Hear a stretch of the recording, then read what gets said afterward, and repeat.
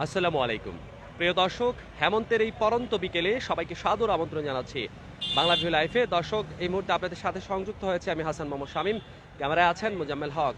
দর্শক, যে স্বস্তির খবরটি জানানোর জন্য আপনাদের সাথে সংযুক্ত হয়েছে, আমরা আছি এখন শহীদ শামসুদ্দিন আহমেদ হাসপাতালের ঠিক সামনে, যেটি সিলেটের একমাত্র করোনা ডেডিকেটেড হাসপাতাল ছিল। এবং সেখান থেকে যে প্রাপ্ত তথ্য আছে এবং স্বাস্থ্য অধিদপ্তর বিভাগীয় সিলেট থেকে প্রাপ্ত তথ্য অনুযায়ী গত 24 ঘন্টায় কিন্তু করোনা আক্রান্ত হয়ে কোনো সিলেটে কিন্তু কেউ মারা যাননি।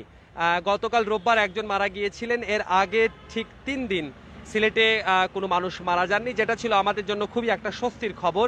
যদিও গতকালকে একজন মারা গিয়েছেন, আজকে আবার মৃত্যুহীন দিন পার করেছে সিলেট। এবং এটা এক সময় কিন্তু ভাবাও কঠিন ছিল যে করোনা ভাইরাসে আক্রান্ত হয়ে আমরা কোনো মৃত্যু দেখব না, তবে সেই পর্যায়ে কিন্তু আমরা চলে এসেছি।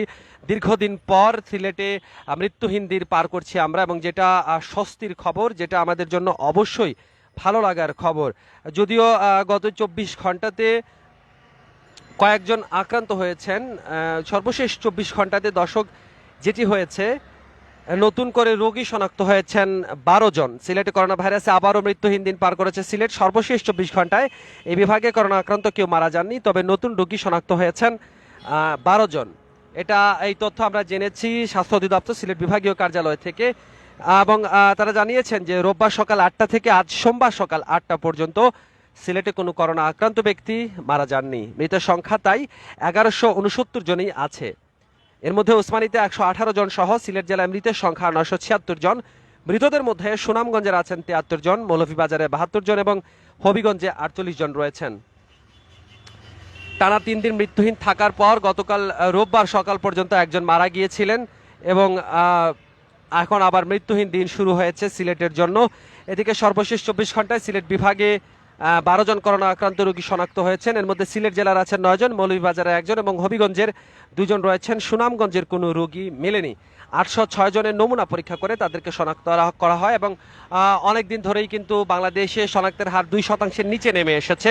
সিলেটে কিন্তু এর ব্যতিক্রম নয়, শনাক্তের হার 1.49। সব মিলিয়ে করোনা আক্রান্তের সংখ্যা 54,719 জন। এর মধ্যে ওসমানী মেডিকেল কলেজ হাসপাতালে 4,831 জন সহ সিলেট জেলায় শনাক্তের সংখ্যা 33,708 জন। সর্বশেষ 24 ঘন্টায় সিলেট বিভাগে সুস্থ হয়েছেন 19 জন। সুস্থ হওয়াদের মোট সংখ্যা প্রায় 50,000-এর কাছাকাছি, এখন 48,516 জন।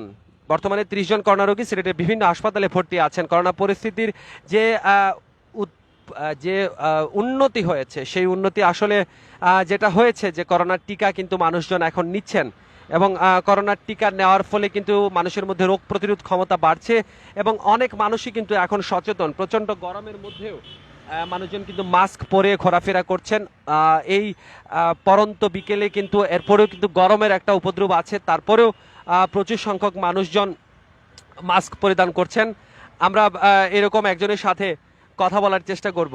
আপনি কি করোনা ভাইরাসের টিকা নিয়েছেন? নিয়েছেন? কোনটা নিয়েছেন? ফাইজার। ফাইজার। হ্যাঁ। কবে নিয়েছেন এটা? হয়ে যাচ্ছে প্রায় দু মাস হয়ে যাচ্ছে। ফাইজারের টিকা তো সিলেটে এখন আসেনি, আপনি কি ফাইজারের টিকা কিভাবে নিলেন? সিলেটে নিয়েছেন? হ্যাঁ, সিলেটে নিয়েছি। এটা কি ফাইজার নিয়েছিলেন নাকি অন্য কিছু?